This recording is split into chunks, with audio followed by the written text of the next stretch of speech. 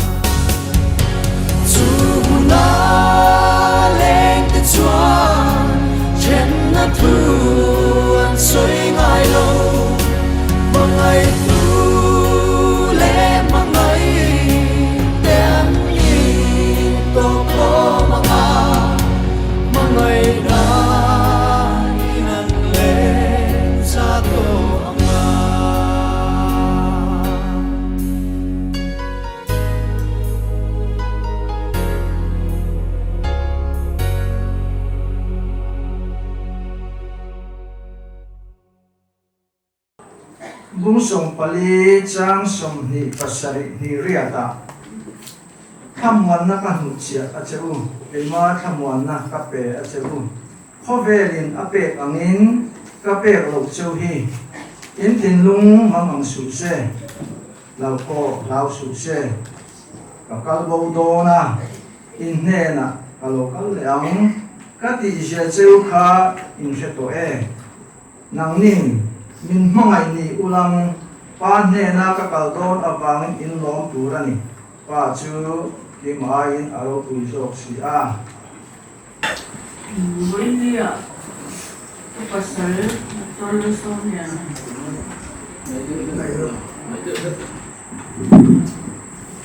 Buenia tu pasal tolo sonya thana program thu soi tur kalau ni tamai imak katia kan pa jok khian min thang sang chu patia ei ka sisel lo ben ma china ko lo na le lo chi sam sam ka ne ani yesu patia za ra sisel be hiyo china nat em ko nei lo ba kum beta nat ti nei kai lo ba ka ti china kum som li pakwa ani nei beta sang pa za kwa som sari ka pasari ogas ni som pa nga kan ani nei klata ni set anti ka ani chon nga ma ngai lo ba ti me yang August te July ti ver khamo khangkha nga mangai lo ji le bangkhan or khasen chu bangin August ni son panga Independence Day a khan kan in data a lo hatia Mizo Christian Church antia tu ta chuan Baptist te or some from INKHAWM na china oma tu ta chuan kan zo in fu chuya Reverend Lal kan mo ya Shillong pastor in Minin lệ đi đó, lính ta đi cái đình này về ami gần tấm lỗ mà sẽ là ta tác in trên lệ làn lệ thì ống lỗ bên thì anh cái đình duy về đấy thì mấy á, chú cái mà đi personal life cái suy về nó có gì á, cần ba thì cần puro sẽ mà xài đâu lệ cái sáng chi lệ cái pha som pasari siga parukna ania ni som di patum December sama da kwa som li paruk khan charang kwa pia nga zirna la ma chuan matric ki Republic High School AIZAWL chamina zonga chunga college PU somin chumin huwa lungpong middle school an thokle ren rona lungpong qua te chuan an hre khawp mai a hemi tu hian St Edmunds College Shillong a PU Science a zir hle a zawh nu hian Gauhati Medical College a MBBS zir hle in sangha zakwa somsari pasari khan tha takin a pan chuak ta a Mizoram a damtor zir chuak zinga a hmasa pawl ani ve a som pasari na ani ve nge ni anh xin là tụi em vàng nhân sẽ đầu tiên tắm tỏ chuyện á nó còn làm cái như cho anh phú chuyện đặt tốt nghe muốn đi lên tiền ra thì khan anh đi lại anh sấy trà đủ lớn thì khan sari rất khá số khá là thầu khá chúng ta trong cho anh missionary cần tụi mình bản nó khá thể luôn ta Solomon Island Council for World Mission Kuaya Khan missionary in Colonia tia John Solomon Island Tivela te Khan kan dùng đi là nhưng mà sẽ là kan Tivela để nêu xuống Khan in ahun là lâu tổ lệ tổ hay là ya jail đặc tổ ra Khan là lâu ông mình chú chỉ lại cho AIZAWL jail đặc tổ thì lại millennium về Khan ta khan ta nôm lai nha hành bàn đó nên nó lạc lộ hốc xía cho nên missionary là mắc cái ta lâu cho hay là ya cái nôm ta chút thì lại cho anh sáng khẩn giặc quá sông riết và thu mặt bàn nó khá thể đủ đó vàng khan politics à thế có nên anh xóm về Congress thế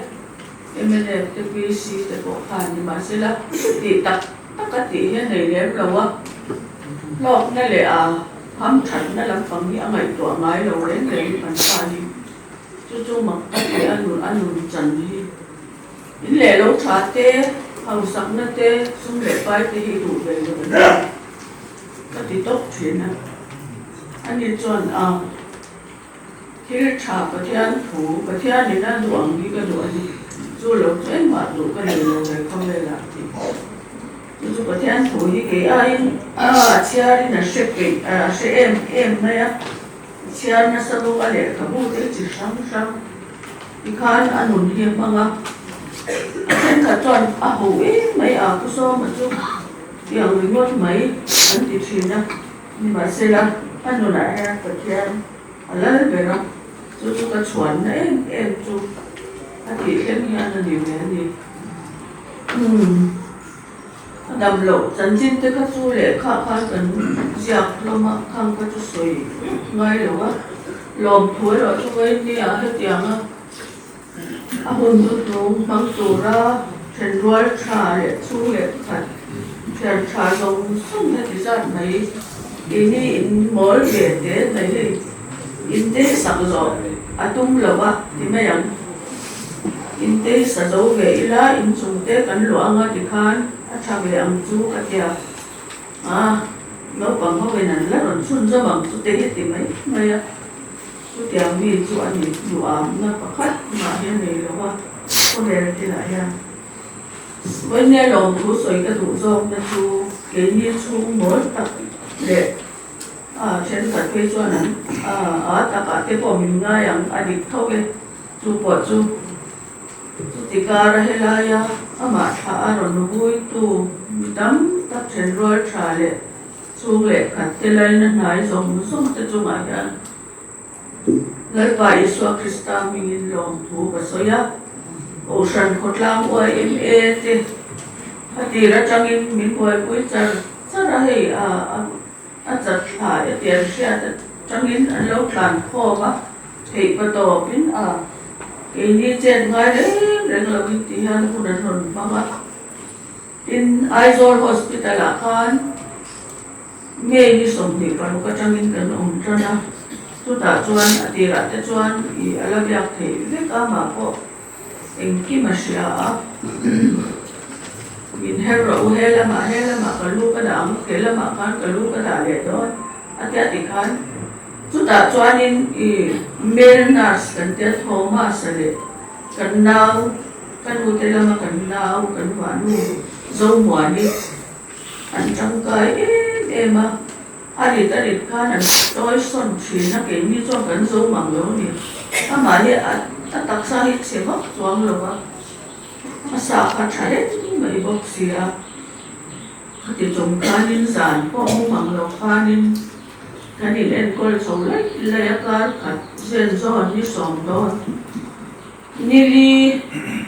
me chu ni li ya khan a chau ta me oxygen level ke kha niam ta tu ta chuan doctor ten HG wa kompot mai sela ICU ki alam wa lo bangin ICU wa so tha HG wa kan da patangan dia chu ni anita tika ni zet anita ni chu chuan kan in ko ventilator te wa nga ya oxygen te kim saturation te kim sedation anti tableta tiang en ko chuan mani ko se lo in ahum to kengin ta ma se ha da takin lal pan anator te lo chok zam khai so ni ka sia anat na hi lo na maya a chan chin kha chu a kan sar ti vel chu kum sam ni som ni pali February March vel a kan sha chwa ni a chuan he mo te mo I kala a kal kata yang chuan kan in ko chawa ma boy na lo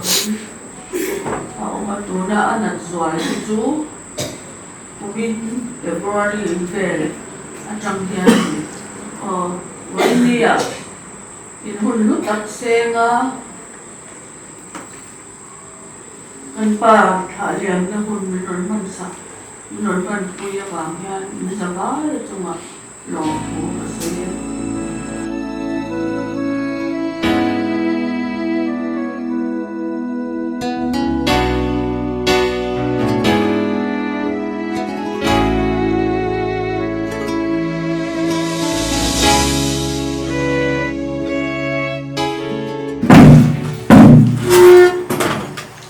Thiam thamon na relu re rengin se lo khan kin thilung le ngai to na te chu Kristai suat chuan ven sak chu sela pale fa pale tharau thiam him pathian kim thiom puina le thamon na dom tak chu Dr. LALSAWMLIANA na kal santa kana pui panaute ule na le chung le khatte zong som chuale zane na hian Doa le chatuanin dom ro se. Amen.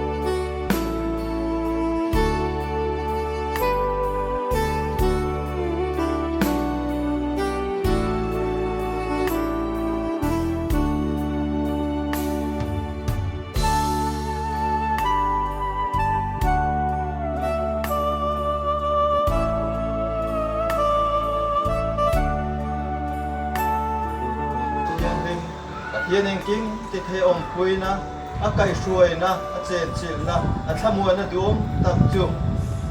Dr. Somana kal santa kan pui fanau te chu khat lai na zong te ne na le a ko than ho wa hian tu na le chatuanin nom zel ro se amen